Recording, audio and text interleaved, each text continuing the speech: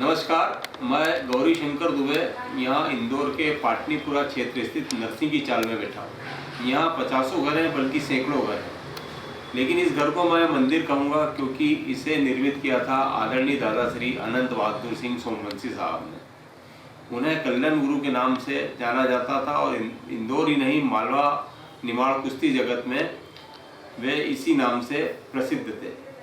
उनके आदरणीय पिता श्री चंद्रपाल सिंह उस्ताद साहब के सम्मान में एक बात कहना चाहूँगा कि जो बीज इंदौर आने पर वे बोकर गए थे, वह न केवल एक पौधा बना, पौधे से वृक्ष बना, वृक्ष से बड़ वृक्ष बन गया।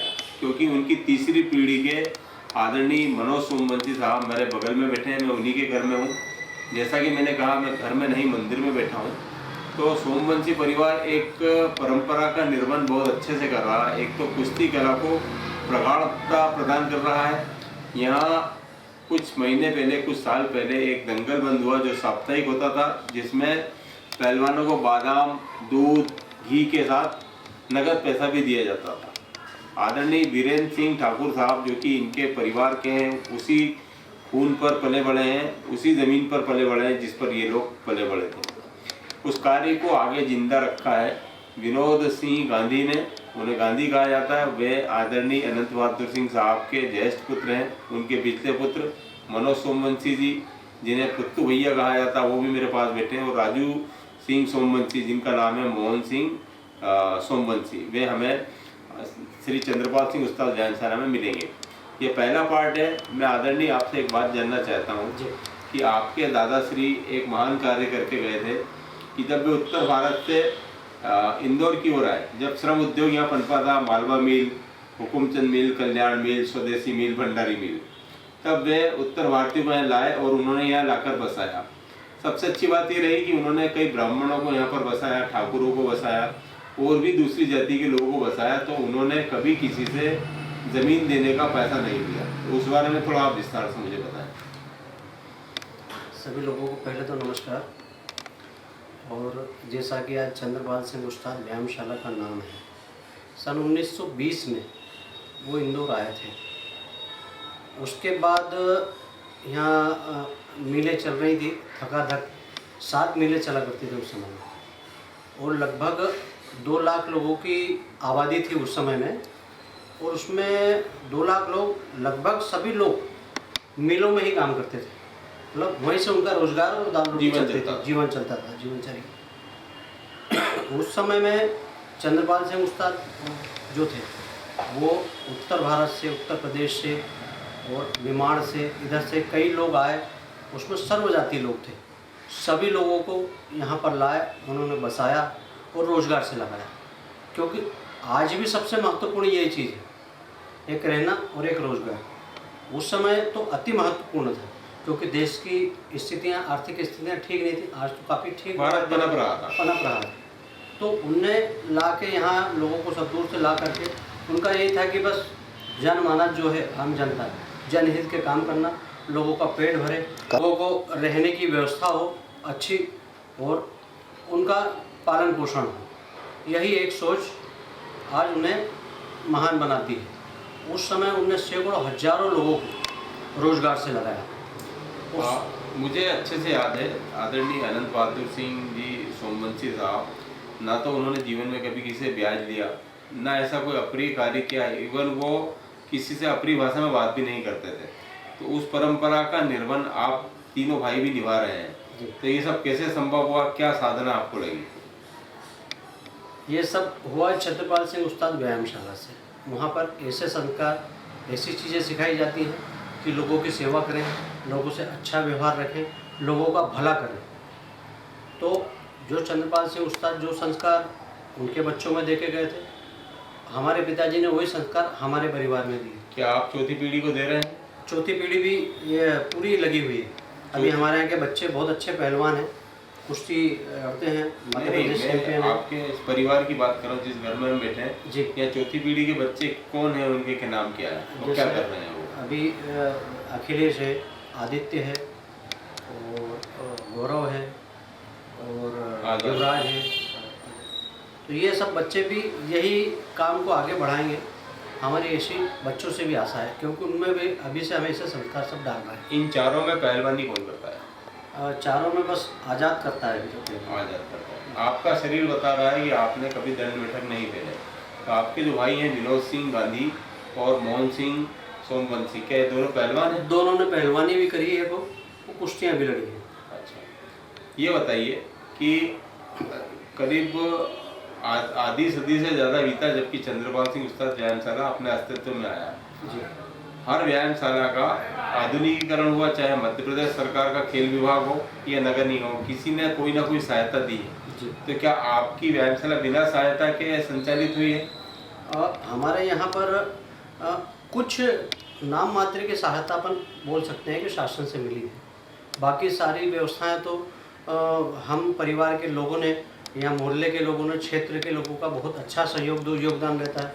सब लोगों ने, हम लोगों ने मिल करके, क्योंकि सबों में एक भाव था कि नशे से दूर रहें, सभी लोग स्वस्थ हों, क्योंकि पहला सुख निरोगी काया है। तो स्वास्थ्य के प्रति सब कुछ सचेत करना, जागरूक करना, ये काम हमारा कई वर्षों से रहा है।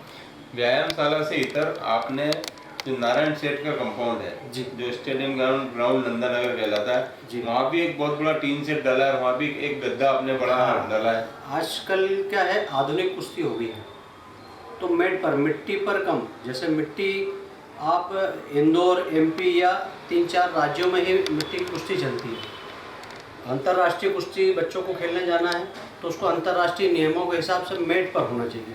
तो उसमें हमारा क्षेत्र, हमारे यहाँ के पहलवान, इंदौर के पहलवान बहुत पिछड़ रहे थे, तो उसकी व्यवस्था हम लोगों ने करी, परिवार के लोगों ने, और मैट डाला। वहाँ एक किराए से जगह ली है रोडवेज से, उस किराए की जगह पर कुश्ती मैट डाल के एक बड़ा सा हॉल बना दिया। उसमें सारी व्यवस्थाएं कुश्ती के पहलवानों को और आधुनिक अखाड़ा वो बनाया हमने। मिट्टी का जो अखाड़ा है, जो प्राचीन अखाड़ा जहाँ हनुमान जी की मूर्ति विराजित है, वहाँ दोनों टाइम पाठ पूजा होता है, मैंने देखा है। तो जो मिट्टी का अखाड़ा, वहाँ नियमित रूप से कितने पहलवान आ जाते हैं? करीब 300 से 400 पहलवान रोज आते हैं। हो जाते हैं। और वो सामने वाले अखाड़े में?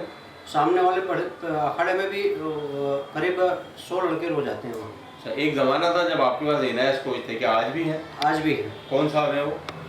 एक मनीष मोहल्ले है और एक वीरेंद्र निश्चित है, वीरेंद्र जी, एक विजय कश्यप है। विजय कश्यप सर। तीनों इसके लोग- पहले कौन थे? इसके पहले विजय मिश्रा जी थे, विजय NIS मिश्रा जी। कोच। अच्छा, ये बताइए कि आधुनिक कुश्ती के बाद आपके पास पहला मेडल कौन लेकर आया? सबसे पहला मेडल हमारा भतीजा है अर्जुन ठाकुर। अच्छा, वो लेकर के आया था यूनिवर्सिटी में? यूनिवर्सिटी कुश्ती में। नहीं, अंतर्राष्ट्रीय स्तर पर भी लाया? अंतर्राष्ट्रीय स्तर पे योगेश बिजोरे करके एक पहलवान है, हाँ, जूनियर में लाया। चीन में रजत पदक जीता था। अच्छा। अंतर्राष्ट्रीय कुश्ती में लेकर के आया। अच्छा, और उनके अलावा? उसके अलावा करीब मध्य प्रदेश स्तर के तो करीब हमारे यहाँ 30 से 40 मेडल आ गए हैं। राष्ट्रीय स्तर के भी पहलवान हमारे यहाँ कई मेडल लेके आए हैं। जी। अच्छा, अर्जुन ठाकुर की यदि हम बात करें जी, तो वो तो इस परिवार से लेकर आए मेडल। जी। राष्ट्रीय स्तर पर यूनिवर्सिटी चैंपियन होना कोई आसान बात नहीं है। जी।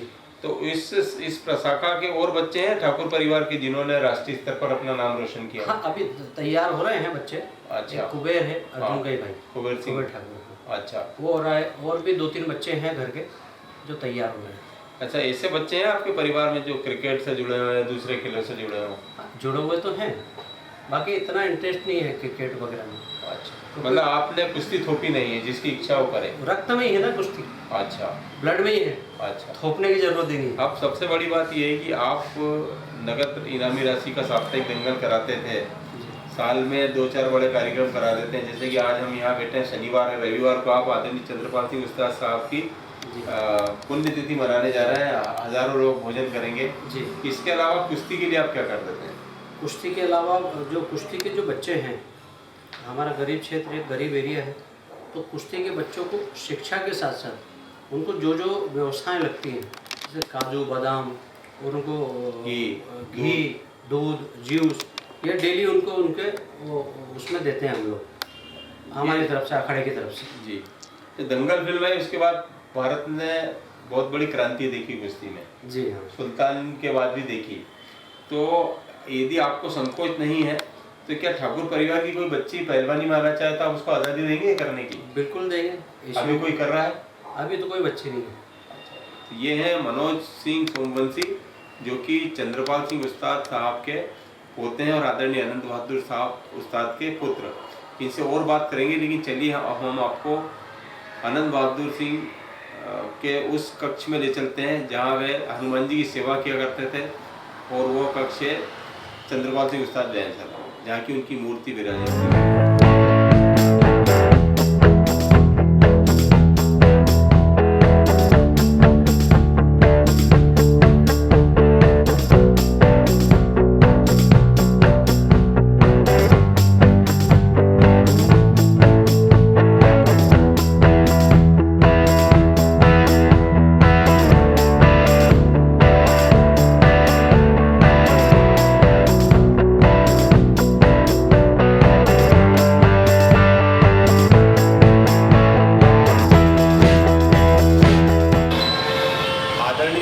मनोज सिंह सोमवंशी मेरे पास बैठे हुए हैं। जैसा कि मैंने कहा था, मैं उनके घर से आप व्यायामशाला आ गए। हमारे पीछे आदरणीय चंद्रपाल सिंह उस्ताद साहब की प्रतिमा स्थापित की गई है। मैं एक बात कहना चाहूँगा कि एक बार स्वामी रामकृष्ण परमहंस से पूछा गया कि आप मूर्ति में क्यों विश्वास रखते हैं, तो वो कहते हैं कि हम उन लोगों में विश्वास रखते हैं जिन्होंने हमें पाला पोसा बड़ा किया, संस्कार दिए। तो सोमवंशी परिवार ने अपनी व्यायामशाला पाटलिपुत्र स्थित व्यायामशाला में ज़्यादा की जैसे इंदौरी भाषा न करते हुए केवल उस्ताद साहब की प्रतिमा को विराजित किया है। और आने वाले वक्तों में आप देखेंगे कि आदरणीय अनंत बहादुर सिंह उस्ताद की प्रतिमा भी यहाँ विराजित की जाएगी। आदरणीय मनोज सोमवंशी साहब, ये कल्पना आपकी कब हुई कि दादाश्री की प्रतिमा यहाँ लगेगी? ये कल्पना हमारे पिताजी अनंत बहादुर सिंह उस्ताद थे। उनने कई वर्षों से उनका जब ये शांत हुआ तो सन 1962 में, जब से उनने मन में यह ठान रखा था कि स्वर्गीय श्री चंद्रपाल सिंह उस्ताद मेरे पिताजी ने सब रखा था कि उनकी प्रतिमा को स्थापित करना था। तो सन 2007 में एक भव्य आयोजन करके पूरे क्षेत्र में उन्होंने इस संस्थापक व्यायामशाला के संस्थापक चंद्रपाल सिंह उस्ताद की प्रतिमा को स्थापित किया। ये कब की बात है? ये 2007 की। क्या रोजाना उस्ताद साहब की पूजा होती? प्रतिदिन देवी देवताओं के यहाँ मंदिर है, उनके साथ साथ हमारे जो देवता हैं, हमारे जो गुरु हैं स्वर्गीय श्री चंद्रपाल सिंह उस्ताद, सुबह शाम दोनों टाइम उनका भी पूजन किया जाता है। कल 4 जुलाई को यहाँ जो प्रसाद वितरण होने जा रहा है, तो आप उनका पुण्यस्मरण हर साल मनाते हैं? हर साल हजारों लोगों को खाना खिलाते हैं? जी, प्रतिवर्ष हम लोग ये आयोजन करते हैं और हजारों लोगों का यहाँ भोजन प्रसादी का कार्यक्रम रहता है। अभी पिछले 2 सालों से यहाँ कार्यक्रम नहीं कर पा रहे थे हम, कोविड के कारण, तो 2 साल की ये गेप हुई है। ये तो प्रति सप्ताह दंगल, अब उसको प्रतिमा कर दिया हम लोगों ने, और प्रतिवर्ष एक ये आयोजन और अनंत चतुर्दशी चलता हुआ, ये सब आयोजन लगभग 7-8 प्रोग्राम बड़े व्यायामशाला के होते ही। आपके आदरणीय पिताजी की महान जीवन की बात करें? मेरे पिताजी स्वर्गीय श्री अनंत बहादुर सिंह उस्ताद कल्लन उस्ताद के नाम से उन्होंने यहाँ पूरे क्षेत्र में जानते थे। उन्होंने शुरू से ही अच्छी पहलवानी करी। पहलवानी करने के बाद काफ़ी कुश्तियाँ लड़ी उनके ज़माने में, बहुत कुश्तियाँ लड़ी। उनका जीवन बहुत संघर्षमय रहा और उन्हें संघर्ष करते हुए, परिवार की परवरिश करते हुए इस व्यायामशाला को भी चलाया, उन लोगों को सही मार्ग में चलने का के लिए प्रशस्त की। आज आपके पास सब कुछ है, गाड़ी संपत्ति खूब है, तो आपका आदरणीय पिताजी का आशीर्वाद बिल्कुल पिताजी की पुण्याई से और उनके आशीर्वाद से और उनके संस्कारों से, उनके कर्मों से सब मिला। क्या कामकाज करते हैं आप तीनों भाई? हमारा प्रॉपर्टी का भी व्यवसाय है, मैरिज गार्डन है और भी काफ़ी कामकाज है, खेती है, सभी प्रकार के काम कार्य करते हैं। आपके आदरणीय भाई मोहन सिंह शस्त्र कला के जानकार हैं, कृपया उसके बारे में बताएं। मोहन सिंह राजू ठाकुर जो है वो अभी वर्तमान में व्यायामशाला के उस्ताद संचालक वही है और हमारी व्यायामशाला पिछले 17 वर्षों से कलन चक्र वैशिष्ट शब्द समारोह प्रथम पुरस्कार फर्स्ट नंबर आते हैं व्यायामशाला, उसमें लगभग 7 से 8 वर्ष उसमें शस्त्रों का प्रदर्शन किया है निर्णायक कमेटी के सामने और बहुत अच्छा शानदार प्रदर्शन है, शस्त्रों का बहुत जानकार है और उसी के बदौलत 7 से 8 साल व्यायामशाला प्रथम आई है। अभी हम सन 2022 जुलाई में बैठे हैं, आप 2030 जुलाई के का देखते हैं, क्या होगा चंद्रबाजी में, क्या प्रॉब्लम? हमारे दिमाग में एक प्लानिंग है कि इस व्यायामशाला को पूरी आधुनिक बनाना है, जिस प्रकार से आज मांग है। जैसे कि पहले मिट्टी में पहलवानी करते थे लोग, अब कुश्ती का मेट आ गया तो मेट भी लाना पड़ा, तो हम ऐसा प्लान करके चल रहा है कि आने वाले समय में 2030 जिसको इतना आधुनिक है व्यायामशाला बनाएंगे कि सारी संसाधन सारी सुविधा नाम गौरवान्वित है। ये है आदरणीय मनोज सिंह सोमवंशी, इनके बड़े भाई विनोद सिंह गांधी और छोटे भाई मनोज सिंह। अपनी व्यवस्था के बारे में मुझसे बात नहीं कर सके, तीन लोगों से बात की, इसके लिए इनके विकल्प में प्रणाम करता हूँ और कामना करता हूँ कि चंद्रपाल सिंह उसका